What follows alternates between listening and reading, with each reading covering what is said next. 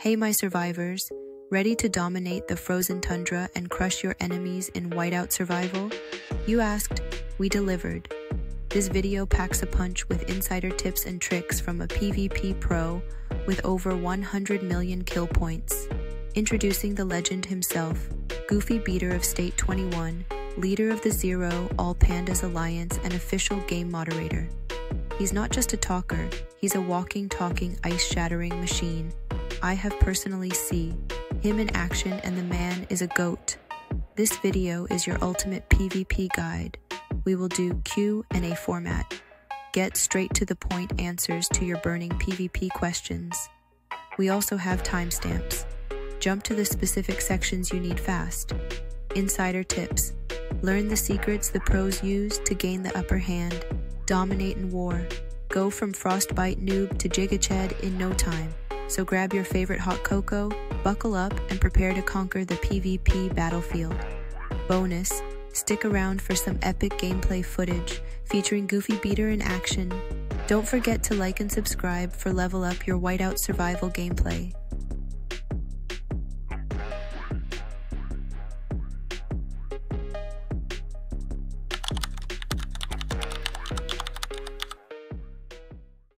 The best rally captain heroes depends on the generation of heroes you're currently on.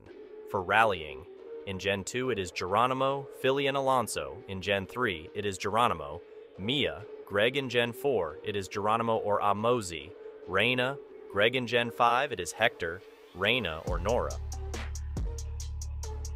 For defending, in Gen 2 it is Flint, Philly, Molly. In Gen 3 it is Logan, Philly, Greg. In Gen 4, it is Amos, Philly, Lynn.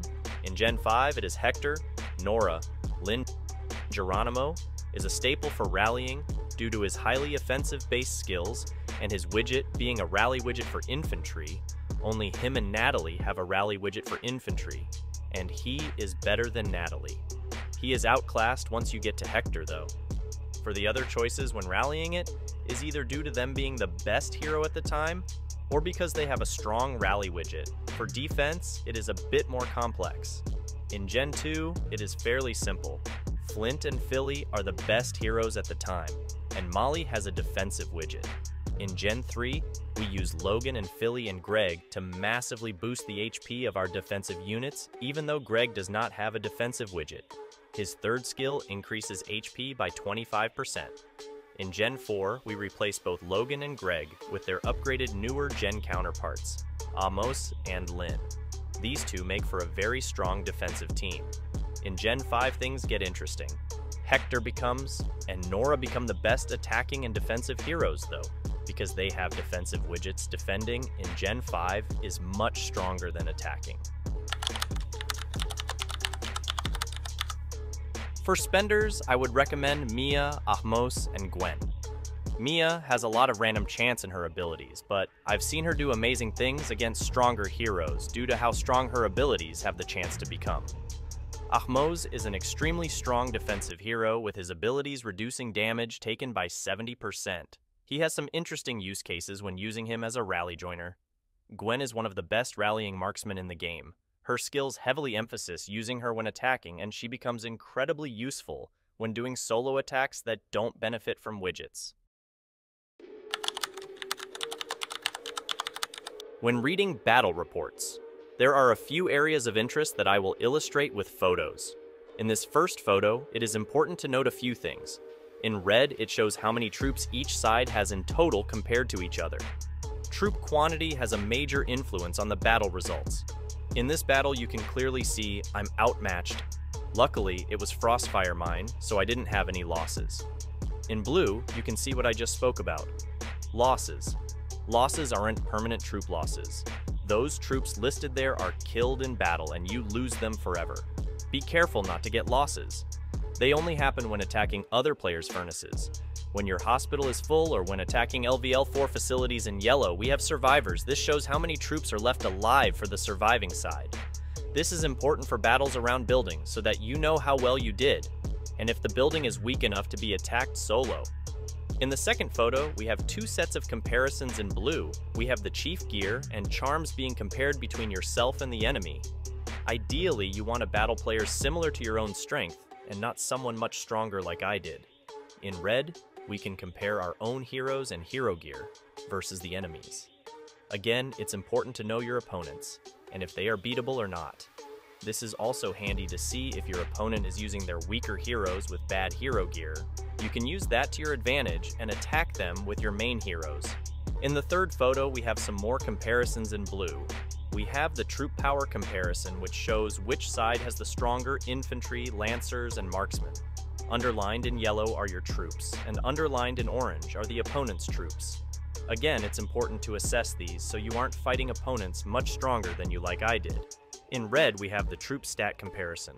This is the biggest contributing factor to winning or losing battles. You can see how you compare to the opponent's stats. Red numbers mean that side has lower stats than the other side. Green means that they have stronger stats. As you can see, I was clearly no match for my opponent. Lastly, we have two pretty hidden areas that are also very important to learn about. Circled in red is a small button that allows you to see the buffs and debuffs your opponent has activate and your own. It will show buffs that you activate, widget buffs, minister titles, and pet buffs in that order. In blue, we have the Battle Details button. This allows you to see specifics about the actual battle. It has an area that shows which hero skills activated, how many times those skills activated, and how many troops they killed when they activated. This is a really good tool to make a habit of checking, as it can help you understand reasons why you win or lose more. One of the biggest tips I can give is to get a March skin by any means necessary. March skins enable a lot of sneaky playstyles and help to deceive your opponents. I'll explain with some pictures. Let's compare the normal marching versus a March skin. Notice how the normal marching shows your troops and the skin does not. This is extremely important during fast-paced battles like Foundry, Server versus Server, or KE. Let's compare the normal marching skin when sending a small amount of troops versus a full army. In the first photo, I sent one hero and a few troops of infantry, lancers, and marksmen. You can easily tell because it shows that there is only one here leading my army, and the army is smaller than normal. In this case, the opponent can look and see immediately that you are not attacking properly and disregard wherever you're sending those troops. In the second photo, you can clearly see I have sent a much stronger army. It is full of troops and has 3 mythic heroes leading it. This tells the opponent exactly what your plans are, and they can either attack you while your strong hero and army is away marching, or defend whatever you're going to attack. In this photo, you have no way of knowing what troops I sent or what heroes. This makes it much harder to figure out what my plans are during battle. Often, you only have seconds to decide what to do during battle, and not having the info easily available for your opponents to see can cause them to mess up often.